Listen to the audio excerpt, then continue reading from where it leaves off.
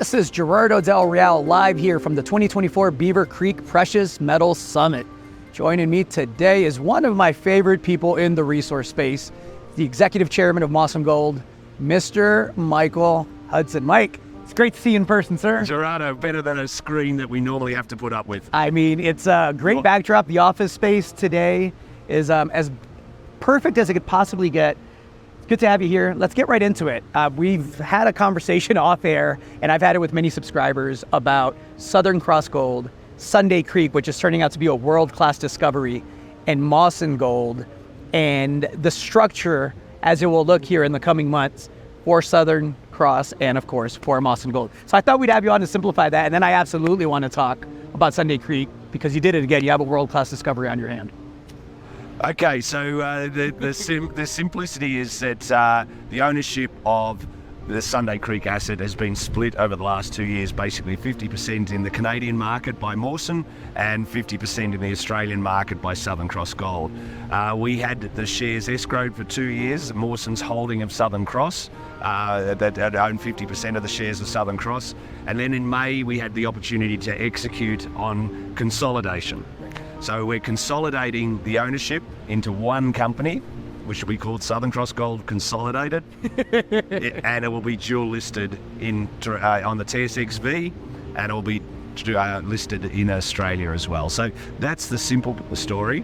The most tax-effective way to go about that was initially going to be a distribution of the stock, of Mawson stock, but that the success that we've had, the share price increase, led to tax consequences if we did that because we exceeded our tax losses. So the simple way we're doing it now is merging the two companies. And it will look and smell and feel and be the same capital structure and the same number of shares out and the same shareholding as today, effectively. So I always say, I joke, but I say it's half seriously, right, that I pride myself on being a simple guy.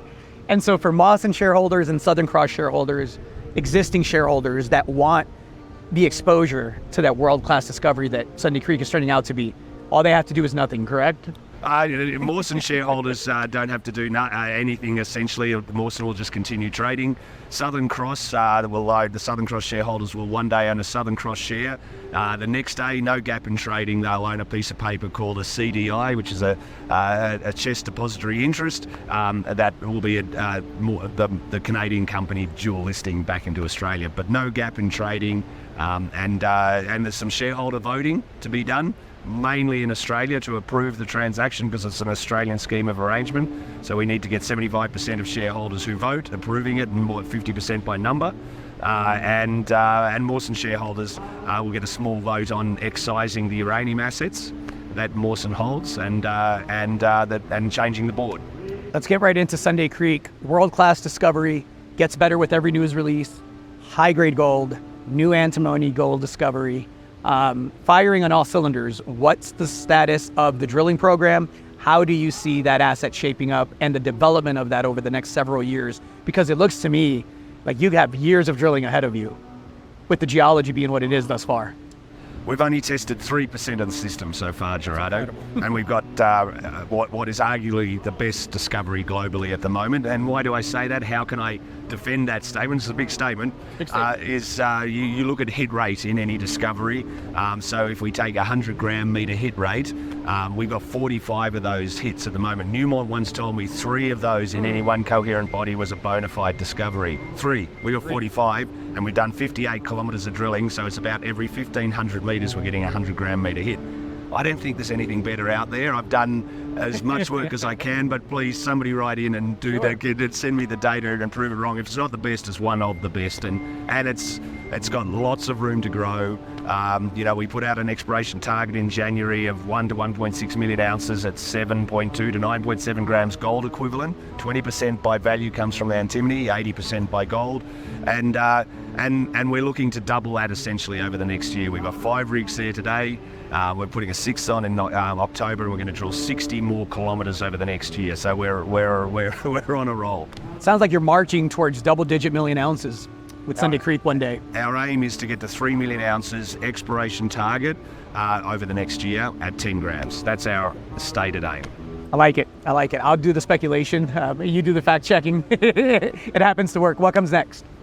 In terms of Sunday Creek, drill baby drill, we need to create a project of scale, and 3 million ounces at 10 grams, if we get there, is absolutely one of those top tier deposits. So you don't see many deposits greater than 5 grams, let alone 10 grams. And these deposits, when you get them, are valued very highly because they're rare assets. So it's drilling to get to that exploration target, which will be constrained by a lot of drilling. Sure. And then going to a resource at some point soon after that as a subset of that. But we certainly don't want to limit the vision and go to a resource too early and put our very high cost meters of drilling, not the cost of drilling, but the cost of capital, right, into drilling something out too early. We want to show how big it is. And this system just keeps on literally getting better. It exceeded my expectations. Sure. A number of earlier this year, and I'm the optimist in the room. Right. Well, it's a world-class discovery. Gold is at a record high today, $25.50 as we speak. I can't picture a better day to sit down and have this conversation about Sunday Creek.